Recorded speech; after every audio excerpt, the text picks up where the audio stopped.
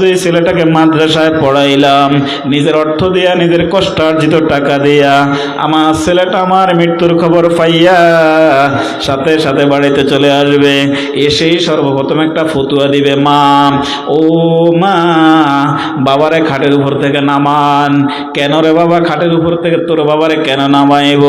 বলে মা, এখন আর বাবা এই দেশের মেহমান নয়, মাগো বাবা এই দেশের মেহমান, এই দেশের মেহমানের খাটের দরকার নাই, তোষকের দরকার নাই, লেপের দরকার নাই, কম্বলের দরকার নাই।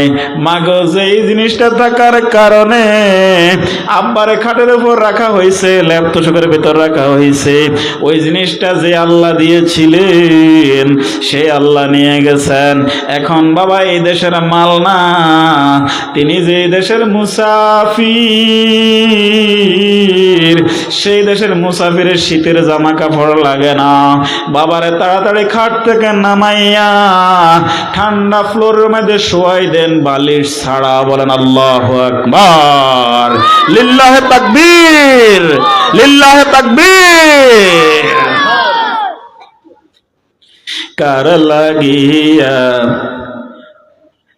বান্দরে মনে তো সুন্দর ঘর, মরণ একদিন থাবা দিয়া,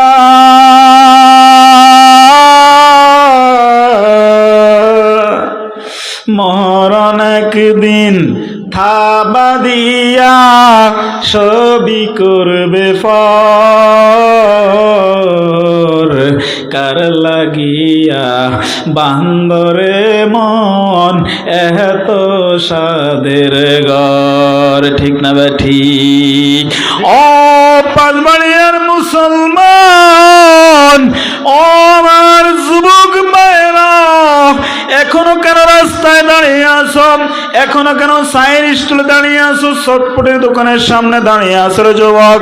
তোমার মতো কত যুবক হাত হারাইয়া, পাও হারাইয়া হাসপাতালে কাতরায়। তোমার মতো কত যুবক আজকে জেলখানায় কাতরায়। তোমার মতো কত যুবক আজকে কাপড় নাই শরীরে, জামা নাই এই কনকনে ঠান্ডার মধ্যে। তোমার চাইতো আরো ভালো যুবক রাস্তায় পাগলামি করিয়া বেড়ায়। ওই যুবককে এখন আর কেউ নাম ধরি বলে না, কয় পাগল পাগল পাগল। কথা ঠিক না ঠিক?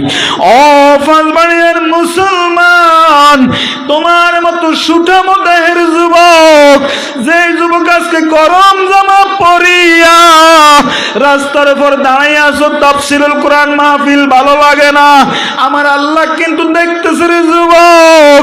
তুমি কোরআন কেন তোমার কাছে ভালো লাগে না? মাহফিলের প্যান্ডেল ভালো লাগে না, তোমার কাছে ভালো লাগে গান, তোমার কাছে ভালো লাগে অপসংস্কৃতি, তোমার কাছে ভালো লাগে পশ্চিমা সংস্কৃতি, শয়তানের অভ্যর্থনা। আজকে এই করিয়া যুবক তোমার চোখের নিচে কালো দাগ, ঠোঁটগুলো কালো হয়ে গেছে, চেহারা উস্কো খুস্কো হয়ে গেছে রে যুবক। অথচ তোমার ঠোঁট থাকার কথা ছিল গোলাপের পাপড়ির মতো, তোমার চুল থাকার কথা ছিল লিম্মা জিম্মা।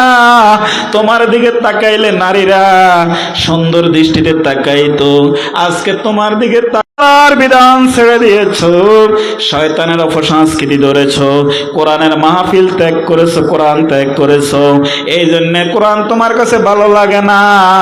তুমি খারাপ জিনিস মোবাইলে চর্চা করো, দেখো, এই দেখিয়া দেখিয়া তোমার অন্তর চক্ষু নষ্ট হইয়া আজকে দিক বিদিক ছুটাছুটি করে বেড়াও।